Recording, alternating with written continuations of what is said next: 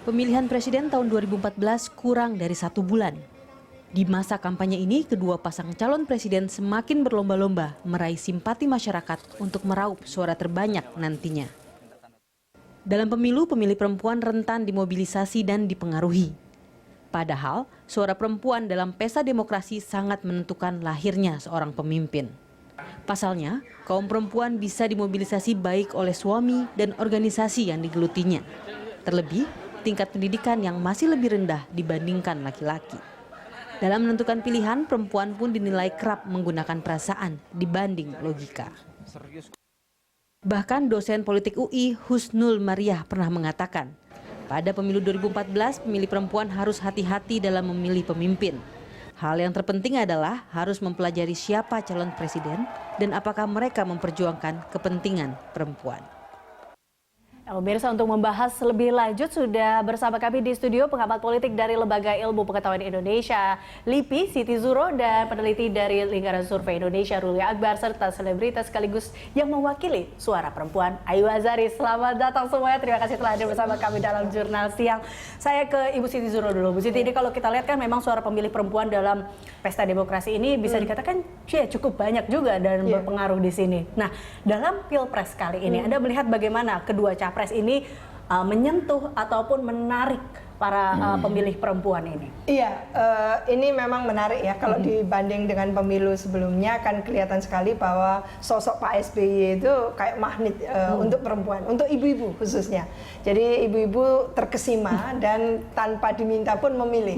Nah, saat ini adalah saatnya untuk baik nomor 1 maupun nomor 2 memperebutkan suara ini. Sangat signifikan, jumlahnya 50%. Tapi Anda melihat bahwa kedua capres ini cukup untuk, maksudnya ada caranya kah mereka menarik kurang kah atau seperti apa cara mereka paling ini? tidak harus memahami kriteria animo ya, animo, antusiasme dari perempuan. Perempuan itu kan juga punya psikologi nurani gitu ya, punya kecenderungan kepada pemimpin yang seperti apa mereka ini akan memilih. Paling tidak ya secara ini ya pemimpin yang ngayomi gitu ya. Perempuan itu senang kalau diayomi. Pemimpin yang paling tidak memberikan rasa damai. Karena diayomi ya damai gitu ya. Lalu pemimpin yang betul-betul memahami gitu apa yang perempuan mau. Nah, mengayomi, damai, dan apa yang perempuan mau itu ada nggak sih dalam visi misi kedua capres ini? Kalau visi misi eksplisit seperti itu kayaknya keberpihakannya belum muncul.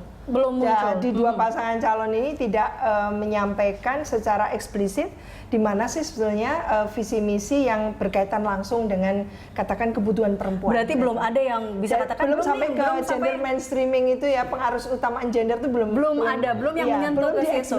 Belum eksplisit itu. Kalau saya ke Mas Rul ya, Anda juga melihat dari data penelitian yang Anda dapat, apa seperti itu memangkah yang dikatakan tadi? Kalau untuk konteks pemilih perempuan untuk dominan lagi memilih, memang nggak seperti zaman dulu ya di 2004 ya, bahwa magnetnya SBY ini terlalu kuat untuk tidak dipilih oleh para kaum perempuan ya, karena emang sosoknya seperti yang dianggap berwibawa, dulu dianggap gaya-gaya raja-raja Jawa kan seperti itu kan, ini jadi idola di zaman itu. Tapi beriringan dengan waktu kekecewaan muncul, ada penurunan ketidakpercayaan orang terhadap Pak SBY, dan itu akhirnya berimbas kepada akhirnya orang agak antipati lagi untuk memilih gaya-gaya seperti ini.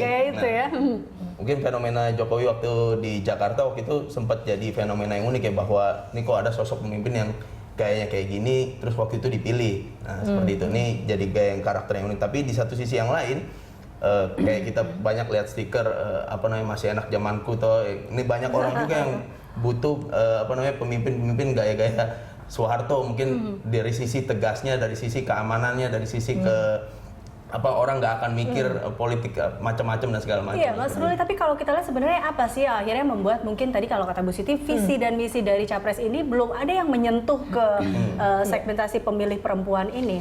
Ya, apa mereka lupa dengan ibu-ibu yang ada di rumah atau seperti apa sebenarnya? Ya, kalau saya yakin sih pasti di dua kandidat ini pasti akan ada segmen di mana visi misinya akan menyangkut mengenai konteks perempuan ya, tapi memang itu tidak dijadikan isu yang dominan ketika mereka melaunching atau membicarakan soal visi misinya. Tapi Di survei kita pun sendiri bahwa ketika masyarakat ditanyakan mengenai soal visi misi dan segala macamnya, tingkat pengetahuannya sangat minim ya.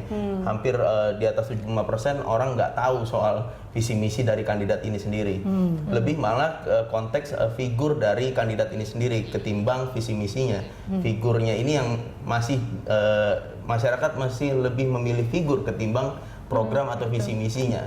Oke, saya akan menanya Mbak Ayu. Nah, Mbak Ayu ini sebagai salah satu pemilih perempuan nanti, ini Anda melihat memang apakah visi misi yang disampaikan oleh kedua capres ini memang sudah menyentuh belum sih kepada... Kalau saya melihat memang terjadi perubahan besar dalam politik di Indonesia ya, kayak misalnya calonnya tiba-tiba Jokowi gitu kan, atau juga ada Pak Prabowo gitu, malah yang lain-lain yang saya harapkan bisa muncul malah nggak muncul, mungkin dari hasil survei yang bisa bersaing dua tokoh ini gitu. Jadi terjadi perubahan besar.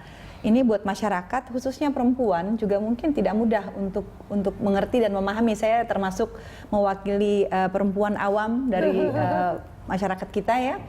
Saya rasa memang seperti yang Ibu Siti Zuhro tadi sampaikan bahwa apa yang perempuan mau, saya lebih setuju apa yang dibutuhkan perempuan gitu loh, banyak hal.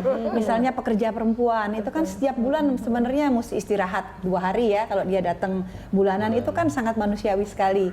Kemudian memberikan ruang buat perempuan supaya menjadi pintar. Pintar itu kan modal yang sangat dibutuhkan oleh perempuan. Dia calon ibu, calon pembimbing dari generasi ke depan gitu loh. Jadi memang seperti yang Ibu Siti Zuhro bilang belum ada aplikasinya ya, maksudnya detailnya kecenderungannya untuk memihak kepada perkembangan itu. Jadi mungkin jangan-jangan ini menarik ya, tadi itu saya diingatkan oleh Mbak Ayu.